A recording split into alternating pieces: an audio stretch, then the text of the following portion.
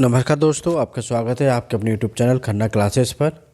और हम मध्य प्रदेश पटवारी परीक्षा 2022-23 के लिए तैयारी कर रहे हैं, जिसमें हम जो पिछली पटवारी परीक्षाओं में जो प्रश्न आए हुए हैं सामान्य ज्ञान टॉपिक के, हम उनके बारे में यहाँ डिस्कस करेंगे। जिसमें हम पढ़ने वाले हैं 11 दिसंबर 2017 को जो पटवारी का पेपर हुआ था शिफ्ट 1 और शिफ्ट 2 में, उन दोनों पेपरों के हम सामान्य ज्ञान के क्वेश्चन पेपरों को हम सॉल्व करेंगे।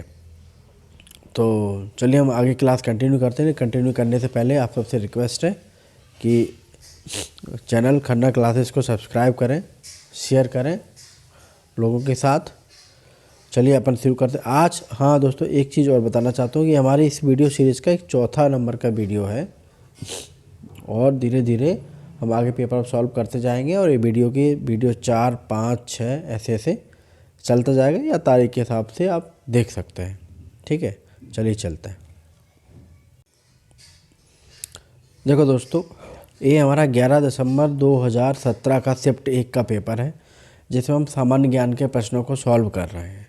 जिसमें पहला प्रश्न आया था कि मध्य प्रदेश की विधानसभा के पहले वक्ता कौन थे, यानी कि पहले विधानसभा अध्यक्ष कौन थे। तो हमारे जो पहले विधानसभा अध्यक्ष रहे हैं मध्य प्रदेश में, वो हैं पंडित कुंजीलाल दुबे। ठीक है, चलिए अगला प्रश्न है, भारत में CSIR वैज्ञानिक प्रयोगशालाओं की श्रृंखला किसने स्थापित की थी। ये की थी SS भटनागर ने। किसने की थी? SS भटनागर। इसको याद रखिएगा, ठीक है। ये कभी ये करंट अफेयर्स या सामान्य ज्ञान का प्रश्न है, पूछा जा सकता है कि भारत में CSIR एक साइंटिफिक एक लेबोरेटरी है जिसकी स्थापना किसने की थी? SS भटनागर ने।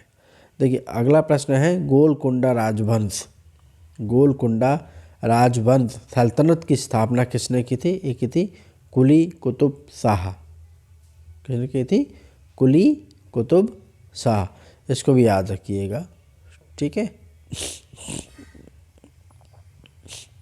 देख किसने की थी? कुली कुतुब शाह ने। चलिए अगले प्रश्न की ओर चलते हैं। हमारा चौथा प्रश्न है, थोड़ा जुकाम हो गया है मुझे। अगला प्रश्न है कि 30 अक्टूबर 2017 को ICC एक दिवसीय रैंकिंग में किस देश का नंबर 1 स्थान रहा। तो देखिए एक प्रश्न है करंट अफेयर्स का, तो मैं अभी आपको बता देता हूँ। वर्तमान में हमारा जो वनडे है, वनडे रैंकिंग में पहला स्थान है न्यूजीलैंड का। ठीक है, न्यूजीलैंड टीम का पहला स्थान है। इंडिया हमारे 4th नंबर पर है। वनडे रैंकिंग में इंडिया का 4th नंबर है। और अगर हम T20 की बात करें, T20 की अगर हम बात करते हैं, T20 में इंडिया पहले नंबर पर है। T20 में इंडिया की फर्स्ट रैंक है। और अगर हम टेस्ट की बात करें, इंडियन क्रिकेट टीम के टेस्ट की बात करें, तो टेस्ट रैंकिंग में ऑस्ट्रेलिया नंबर 1 पर है। हमारी इंडिया टीम 2nd नंबर पर है। तो हम वनडे रैंकिंग में 4थे नंबर पर है, लेकिन वनडे रैंकिंग में नंबर 1 पे न्यूजीलैंड है। T20 में पहले नंबर पर हम हैं इंडिया, और टेस्ट रैंकिंग में पहले नंबर पर ऑस्ट्रेलिया है। भारत की पोजीशन दूसरे नंबर की है। ठीक है, चलिए अगले प्रश्न की तरफ चलते हैं कि हॉकी इंडिया 2017 का शीर्षक प्रायोजक कौन था। तो उस समय कोल इंडिया ने कराया था। जो हॉकी इंडिया अभी लीग अभी करंट में चल रही है, ये हमारे उड़ीसा में चल रही है। अगले प्रश्न की बात करते हैं। अगला प्रश्न है क्वेश्चन नंबर 6, लोकसभा को स्थगित करने की शक्ति किसके पास होती है। तो लोकसभा को स्थगित कौन कर सकता है? अध्यक्ष। कौन कर सकता है? अध्यक्ष। ठीक है, प्रेसिडेंट। चलिए अगला प्रश्न है क्वेश्चन नंबर 7, भारत में खनिजों में सबसे समृद्ध पठार है। सबसे ज़्यादा खनिज कहाँ पाए जाते हैं। तो ये छोटा नागपुर पठार में पाए जाते हैं। सबसे ज़्यादा खनिज कहाँ पर पाए जाते हैं? छोटा नागपुर पठार में पाए जाते हैं। क्वेश्चन नंबर 8वां है, प्रधानमंत्री द्वारा हाल ही में घोषित सौभाग्य योजना का उद्देश्य क्या प्रदान करना है? सौभाग्य योजना, ठीक है। तो सौभाग्य योजना का उद्देश्य है पूरे देश में घरों का विद्युतीकरण। यानी कि प्रधानमंत्री मोदी जी ने योजना लॉन्च की, सौभाग्य नाम से जो योजना लॉन्च की है, उस योजना का उद्देश्य है पूरे देश में हर घर में विद्युतीकरण होना चाहिए, इन इलेक्ट्रिफिकेशन ऑफ ऑल हाउसेस, ठीक है। चलिए अगला प्रश्न है, निम्नलिखित में से कौन सा भारत का पहला टेलीविज़न धारावाहिक है? पहला टेलीविज़न धारावाहिक कौन सा है? वो है हम लोग। इसको याद रखिएगा, हम लोग पहला टेलीविज़न धारावाहिक है। अगला प्रश्न है, प्रश्न क्रमांक 10, मध्य प्रदेश के उच्च न्यायालय का प्रधान आसन है। जो अपना मध्य प्रदेश है, मध्य प्रदेश का सुप्रीम जो जज होता है एमपी का, ठीक है, high court, high court of Madhya Pradesh कहाँ पर है? तो high court of Madhya Pradesh है अपना जबलपुर में, ठीक है। और इसकी खंडपीठ कहाँ है? देखिए हाई कोर्ट तो जबलपुर में है, खंडपीठ इसकी हमारे इंदौर और ग्वालियर में, ठीक है। याद रखिए, क्वेश्चन पूछा जा चुका है और फिर भी पूछा जा सकता है कि अपना मध्य प्रदेश का हाई कोर्ट कहाँ पर है? जबलपुर में। लेकिन उनकी दो खंडपीठ है, एक कहाँ? इंदौर में, दूसरी ग्वालियर में, ठीक है। चलिए अगला प्रश्न है, भारत का सबसे बड़ा राज्य कौन सा है? देख इसमें लिखा है कि क्षेत्रफल की दृष्टि से भारत का सबसे बड़ा राज्य कौन सा है? तो क्षेत्रफल की दृष्टि से तो राजस्थान सबसे बड़ा राज्य है, और जनसंख्या की दृष्टि से बात करें तो यूपी सबसे बड़ा राज्य है। यूपी पॉपुलेशन वाइज है, राजस्थान हमारा एरिया वाइज, यानी जनसंख्या के आधार पर अगर पूछे सबसे बड़ा राज्य तो उत्तर प्रदेश को उत्तर लगाना है, और अगर क्षेत्रफल के आधार पर सबसे बड़ा राज्य पूछा जाए तो हमको राजस्थान उत्तर लगाना है। चलिए चलते हैं, अगला प्रश्न है 12वां नंबर का प्रश्न कि टीकमगढ़ जिले में कुंडदेव महादेव मंदिर कहाँ स्थित है? तो देखिए टीकमगढ़ जिले में जो कुंडदेव महादेव मंदिर है वो कुंडलेश्वर में है। ये तो बहुत अच्छे से याद रहेगा क्योंकि कुंडदेव कुंडलेश्वर, ठीक है। चलिए अगले प्रश्न की ओर चलते हैं। 13 नंबर का प्रश्न है कि नीमच जिला किस अन्य राज्य की सीमा को स्पर्श करता है? नीमच जिला किस राज्य की सीमा को स्पर्श करता है?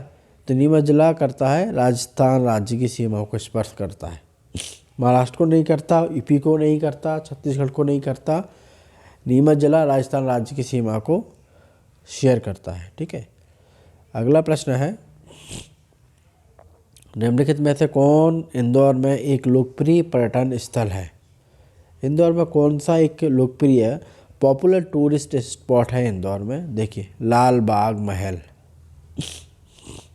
लाल बाग महल ये हमारे इंदौर में स्थित है, टूरिस्ट प्लेस है, टूरिस्ट स्पॉट है, ठीक है। अगला प्रश्न है 16 नंबर का प्रश्न, मांडू में रीवा कुंड स्मारक बाज बहादुर और किसके बीच रोमांस के साथ जुड़ा हुआ है? तो रानी रूपमती। जो मांडू में रीवा कुंड स्मारक है, मांडू, ठीक है, मांडू में एक रीवा कुंड है, वो किसके दो लोगों के बीच जुड़ा हुआ है? बाज बहादुर और रानी रूपमती।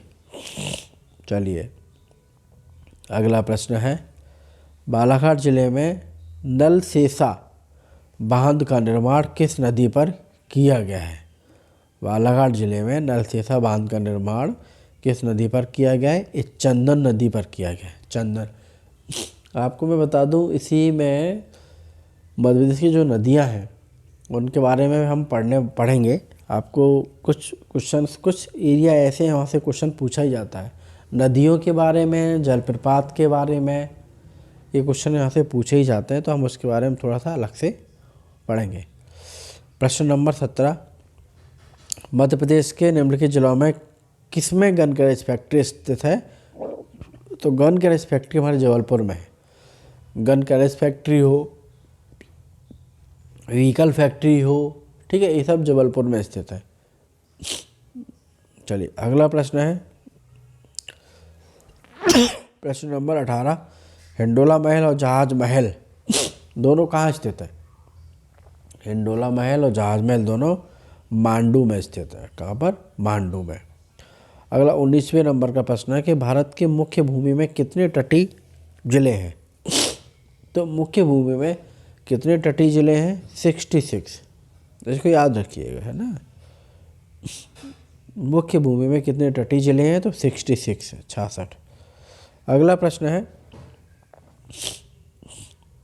2011 की जनगणना के दृष्टिकोण से मध्य प्रदेश के भौगोलिक क्षेत्र का कितने % वन है? तो 3.72% वन मध्य प्रदेश में है 2011 की जनगणना के आधार पर। ठीक है, तो ये हमारे सारे प्रश्न हो चुके हैं, 20 प्रश्न। ये हमारे 20 प्रश्न सॉल्व किए हमने हैं 11 तारीख के शिफ्ट 1 के। तो देखिए दोस्तों, चैनल को सब्सक्राइब करने के लिए यूट्यूब खोलिए, उसमें खन्ना क्लासेस लिखिए और चैनल को सब्सक्राइब करिए और शेयर भी करिए। पुराने पेपर सारे मिलेंगे और आपको जो फैक्ट हैं, करंट अफेयर्स की क्लास भी, ये जल्दी से सारे वीडियो समाप्त करके, थोड़ा तबीयत ख़राब हो गई थी इसलिए क्लासेस कंटिन्यू नहीं हो पाई। ये सारे क्वेश्चन सॉल्व करने के बाद हम करंट अफेयर्स की क्लास भी लेकर आएंगे, जो कि बहुत महत्वपूर्ण होती है हर प्रत्येक परीक्षा के दृष्टिकोण से। तो चलिए हमारे साथ जुड़े रहिए, खन्ना क्लासेस को सब्सक्राइब करिए और ज़्यादा से ज़्यादा शेयर करिए। हमारे साथ जुड़े रहने के लिए आपका बहुत बहुत धन्यवाद।